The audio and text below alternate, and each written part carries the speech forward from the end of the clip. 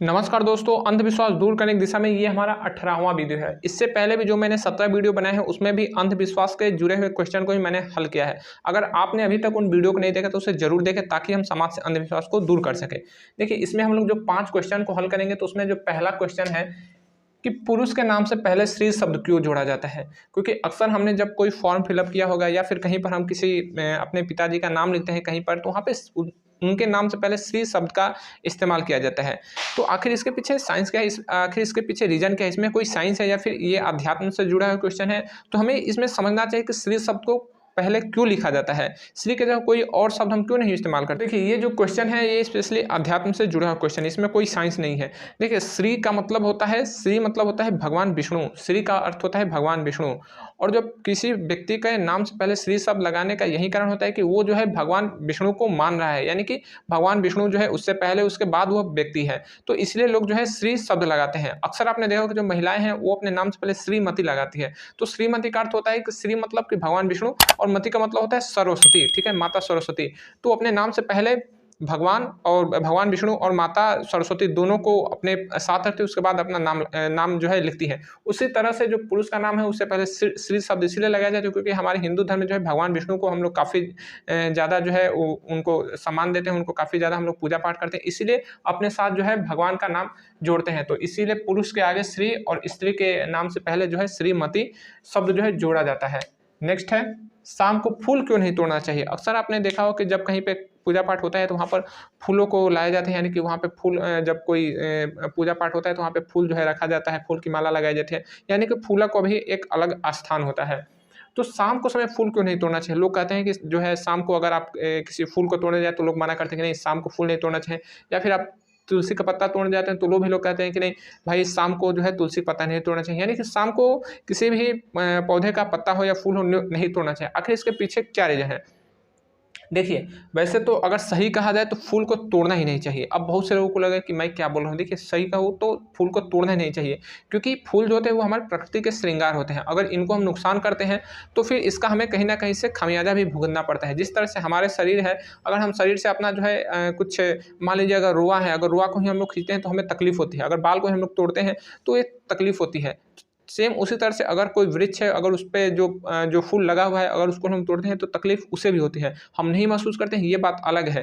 तो चाहे शाम हो या सुबह फूल को नहीं तोड़ना चाहिए। अगर कुछ ऐसी जरूरत पड़ती है तभी हमें फूलों को तोड़ना चाहिए, क्योंकि अगर जिस वृक्ष पे फूल नहीं रहते हैं उस वृक्ष का जो है श्रृंगार खत्म हो जाता है, उस वृक्ष पे कोई नहीं जाता है। अगर आम का वृक्ष है, अगर आम के वृक्ष से आम जब टूट जाता है तो उसके बाद कोई नहीं जाता है। अगर जामुन का वृक्ष है, जामुन जब तक है तब तक उसके नीचे लोग बैठे रहेंगे, उसको जो है वहाँ पे लोगों की भीड़ जुटी रहती है। लेकिन अगर उसका जो है जामुन खत्म हो जाता है लोग वहाँ पे नहीं जाते हैं। तो ठीक उसी तरह से फूल भी है, अपने वृक्ष का श्रृंगार है। अगर फूल नहीं रहेंगे वृक्ष में तो उसको ना कोई ध्यान देगा, ना कोई उसे देखेगा और कोई उसके आसपास जाएगा नहीं।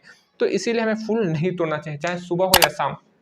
नेक्स्ट है, छठ पर्व नदी किनारे क्यों मनाया जाता है। अक्सर आपने देखा हो कि हमारा जो बिहार से जो लोग जो जुड़े हुए हैं, या फिर हमारा यूपी का जो ईस्ट जो हिस्सा है, यानी कि उत्तर प्रदेश का जो पूर्वी हिस्सा है, तो यहाँ पर जो है छठ पर्व काफ़ी धूमधाम से मनाया जाता है।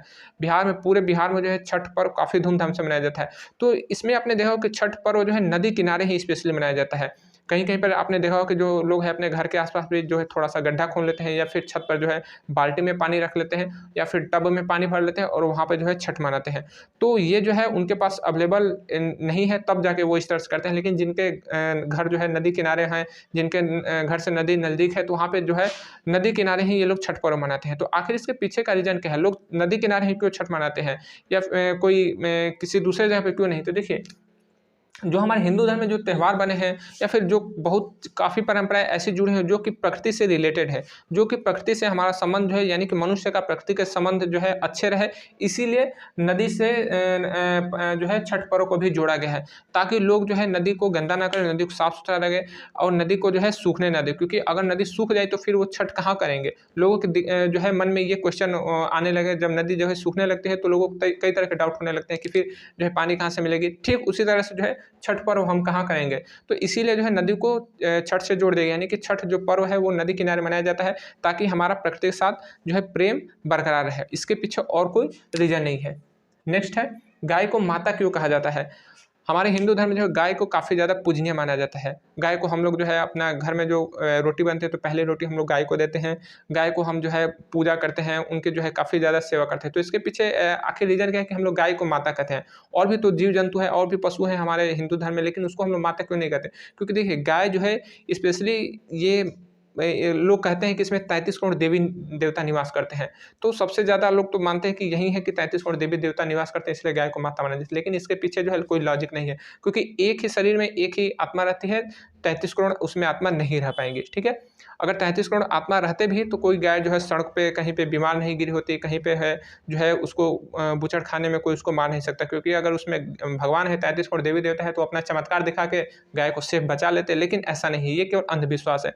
देखिए गाय जो है दूध देती है, ठीक है? गाय जो है दूध देती है और दूध से साथ-साथ वो गोबर भी देती है। तो गोबर उसका जो है फसल में खाद के रूप में उपयोग किया जाता है। तो खाद मिलेगा तो फसल जो है ज़्यादा में वृद्धि करेगा और उसमें जो है ज़्यादा जो है अनाज उत्पादन होगी। तो ये हमारे अनाज में भी ज़्यादा सहायक होता है। साथ ही साथ जो गाय है वो दूध देती है और दूध से हमें क्या होता है, तो दूध से हम दही बनाते हैं, दूध से जो है मिठाइयाँ बनाते हैं, दूध से पनीर बनाते हैं। तो कई तरह के व्यंजन जो है हम दूध से बना लेते हैं।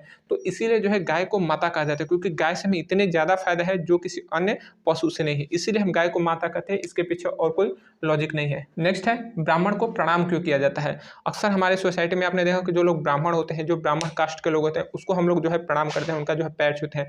तो इसके पीछे क्या रीज़न है? देखिए हमारे कास्ट जो सोसाइटी है इसमें कई तरह के कास्ट रहते हैं, लेकिन ब्राह्मण को हम लोग पूजनीय मानते हैं, ब्राह्मण को हम लोग ज़्यादा आदर सम्मान देते हैं, उनको देखते हैं, उनको प्रणाम करते हैं, उनके पैर छूते हैं। देखिए पहले हमारा जो हिंदू धर्म में यानी कि हिंदुस्तान में हमारा जो सिस्टम था, तो वो सामाजिक सिस्टम था। समाज को जो है जो लोग पढ़े लिखे होते थे, जो लोग काबिल लोग होते थे, उनको उस तरह से जो हमारे राजा होते थे, हमारे सोसाइटी जो है था वो पहले राजा का राज चलता था। तो राजा जो है वो लोगों के जो ज्ञान के आधार पे उनको जो है जगह देता था। अपना जो राज सिंहासन होता था, उनमें जो दरबार लगता था, तो जिनका ज्ञान जैसा रहता था उसके अनुसार उनको व्यवस्था देता था।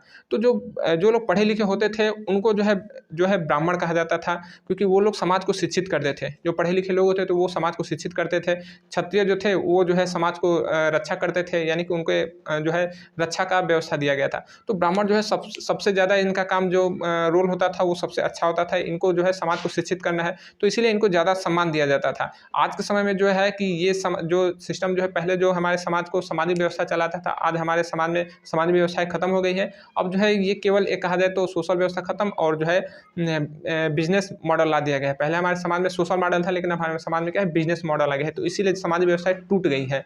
तो अब जो है लोगों के ज्ञान के आधार पे उनका कास्ट का निर्धारण नहीं होता है। अब जो है उनके जन्म के आधार पे कास्ट का निर्धारण होता है कि जिस वंश में जिसने जन्म ले लिया वो वही कहलाता है। ब्राह्मण के घर में कोई बच्चा पैदा हो जाए, वो चाहे शराब पिए या फिर मांस खाए तो वो ब्राह्मण ही कहलाएगा। लेकिन अगर किसी शूद्र के घर में भी अगर आज के समय में कोई बच्चा पैदा हो जाता है, चाहे वो कितना ही पढ़ा लिखा व्यक्ति क्यों नहीं, चाहे कितना वो काबिल क्यों ना हो, चाहे उसके अंदर कितनी ही सामाजिक अच्छाइयाँ क्यों ना हो, लेकिन क्या तो वो शूद्र के घर पैदा हुआ है, इसलिए वो शूद्र कहा जाता है। जो कि हमारे समाज से ये गलत है। और जो समाज में अच्छे लोग हैं वो इनको जो है मानते भी नहीं है। वो जो लोग अच्छे हैं उनको अच्छा मानते हैं, चाहे ब्राह्मण हो या फिर शूद्र हो। ठीक है, तो ब्राह्मण को इसीलिए हम लोग आदर करते हैं, इसीलिए सम्मान देते हैं कि पहले से ये प्रथा जो चली आ रही है कि ब्राह्मण का काम होता था समाज को शिक्षित करना, उसको सही रास्ते पे ले जाना, इसीलिए हम लोग ब्राह्मण को प्रणाम करते हैं। ठीक है, इसके पीछे और कोई लॉजिक नहीं है। तो आपने जो 5 क्वेश्चन को मैंने क्लियर किया, इससे आशा करूँगा, उम्मीद करूँ कि आपको अच्छी तरह से समझ में आई होगी। तो मिलेंगे अगले वीडियो में, तब तक के लिए जय हिंद।